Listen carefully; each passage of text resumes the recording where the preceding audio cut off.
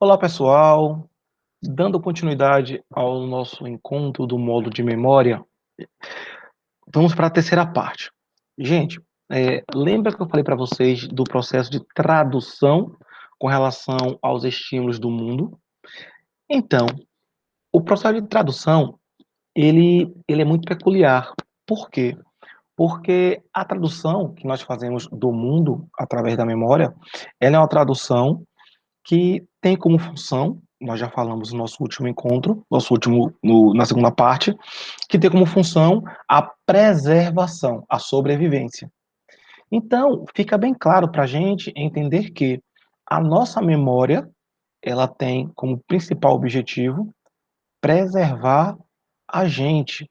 Ela tem como principal objetivo proteger a gente. Só que o que acontece? A nossa memória, ela não é confiável. E, sendo bem sincero, se vocês aceitarem a dica que eu dou para vocês é desconfiem sempre da memória de vocês. Tem uma coisa bem interessante. Quando falamos em tradução, tradução é algo extremamente complicado. Por quê? Quando falamos em tradução, em toda tradução ocorrem perdas ou mudanças. Por quê? Porque existe uma coisa chamada formato original. Na tradução, eu tento adaptar, eu tento codificar ou decodificar. E aí, nesse processo de decodificação, na tradução, nós temos problemas. E nós temos sérios problemas, certo? Problemas, inúmeros problemas, para falar a verdade, certo? Principalmente porque esses problemas, eles estão relacionados à fidedignidade do evento ou da situação ou do estímulo. Nesse caso, por exemplo, qualquer um que já tenha lido poemas no idioma original e depois, em uma tradução, terá percebido que há uma perda ou alguma mudança. Os italianos, curiosamente, eles cunharam há alguns anos uma frase em que diziam o seguinte: tradutore significa traditore.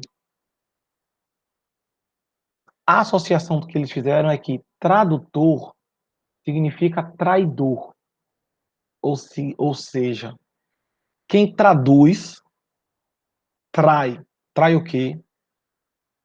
Trai a originalidade, porque em toda tradução haverão perdas. Porque no final de qualquer tradução, certo? Na construção da decodificação e recodificação, a coisa original sempre será deturpada. E isso é muito interessante, porque é aquela parte em que passamos a entender os padrões de pensamento. Sabe por quê? Porque experiências traumáticas ao longo da vida nos levam a interpretar situações da mesma forma. Porque no momento em que eu interpreto a situação, eu utilizo o meu arcabouço, a minha base de referência. Eu só posso interpretar uma situação utilizando as minhas ferramentas, a minha caixa de ferramenta. Se eu não tenho ferramenta para interpretar aquela situação, eu vou utilizar a ferramenta mais próxima possível, certo? Então, traduzir quer dizer não só inverter código, mas também transformar código. Então, assim, a gente precisa ficar muito atento com relação ao processo de tradução, porque a nossa memória ela é super, super falha. Então, se vocês quiserem uma dica, não confiem na memória de vocês. E se vocês forem perguntar, Gustavo, eu vou confiar em quê? Cenas dos próximos capítulos. Na verdade, Eu só vou contar para vocês no que é que vocês devem de fato acreditar quando tivermos nosso encontro, certo? Haha, então podem anotar. Vão ficar curiosos e curiosas, certo? Então, a título, a memória ela é falha, certo? E ela é super falha. Por quê? Porque a memória, a gente tende a acreditar que a memória ela se organiza de um jeito, mas na verdade a memória ela depende muito daquele estado de ânimo, certo? E do estado emocional. Então, esse processo da forma como nós memorizamos, isso vai interferir diretamente, certo? No, na, na, Em como vamos evocar, resgatar e trabalhar com as informações outrora, certo? É, memorizadas. Então, dando continuidade ao nosso encontro, vamos falar um pouco agora sobre os tipos de memória, certo? Então, o que é que nós temos aqui? A nível de organização e classificação, nós teríamos, se a gente pensar a grosso modo, quando falamos de memória, nós teríamos pelo menos 4 tipos de memória, certo? Só que não são essas aqui não, que estão no slide. Se a gente pensar, nos tipos de memória, nós teríamos uma memória que seria uma memória de caráter cultural, que é aquela memória que é passada de geração para geração, certo? É aquela memória em que os pais passam seus legados para seus filhos, certo? Que os avós contam os costumes, certo? E aí esses pais estão passando, os avós vão passando, geralmente é uma memória de cunho coletivo, e aí a cultura é uma memória coletiva, certo? Entraria a nível sociocultural, com conhecimentos e práticas culturais mantidos por determinados grupos, certo? Nós teríamos uma memória, se a gente pensar em outro tipo de memória, nós temos a memória imunológica, por exemplo. Em tempos de Covid, né, em tempos de coronavírus, falar um pouco de memória imunológica seria até interessante. Como funciona o sistema imunológico? O sistema imunológico, ele tem uma base de estruturação bem interessante.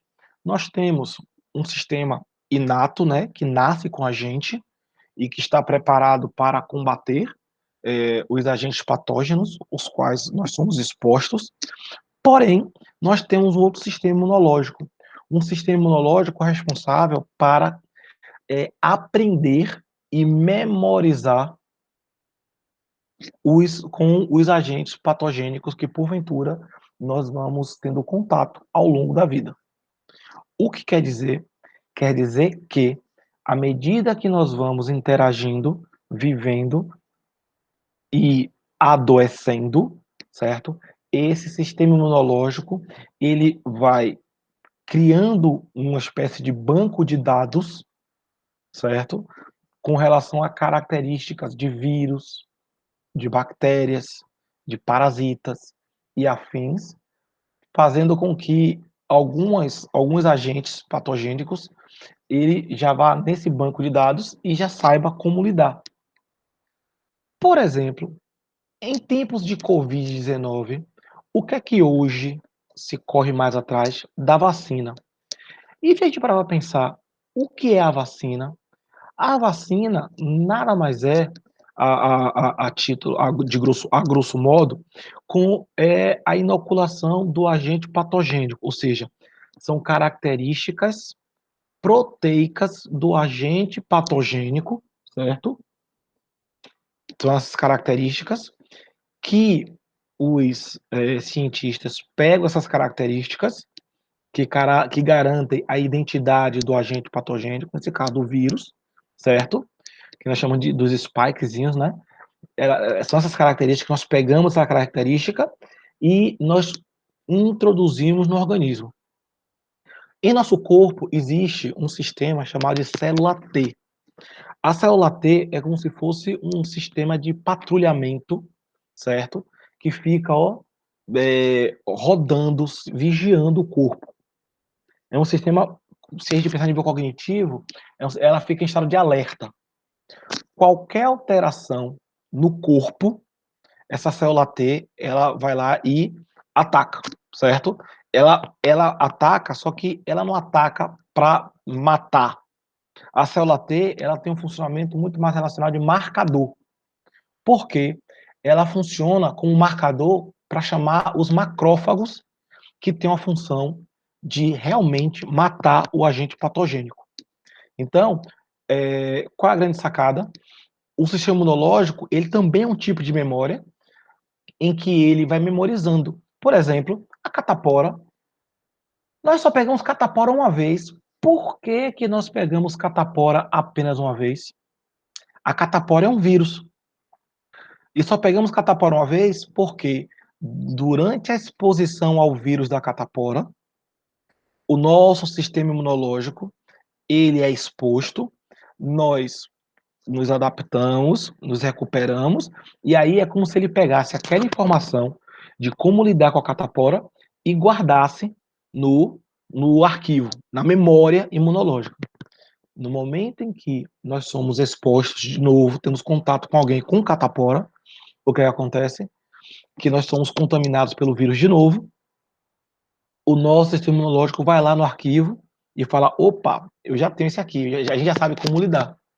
O mesmo acontece com os vírus de diversas gripes. A diferença é que, como o vírus da gripe, ele é muito ele sofre uma evolução, né, tem uma transformação muito rápida, nós acabamos sendo expostos às mutações de diversos vírus de gripe diferentes, certo? Então, já falamos de uma memória coletiva, cultural, já falamos de uma memória imunológica e vamos falar agora de mais uma memória, que é a memória genética, que é aquela memória que acho que vocês estão até mais familiarizados, que é aquela memória do DNA e do RNA. É aquela memória que é passada basicamente através daquelas bases genéticas, né? Através da filogenia, certo? Que fica registrado em nosso DNA e no nosso RNA e nas mitocôndrias também, certo? Dos seres vivos. Essa memória é aquela memória que garante as minhas características físicas, as minhas características genéticas, sejam elas fenotípicas, sejam elas, certo? As características que vocês vão ver, certo? As características que serão herdadas para o meu filho, para os meus herdeiros, certo? As genotípicas. E, por fim, a nossa memória cognitiva, que é justamente a memória que vamos começar a estudar no nosso encontro de agora, na parte 4.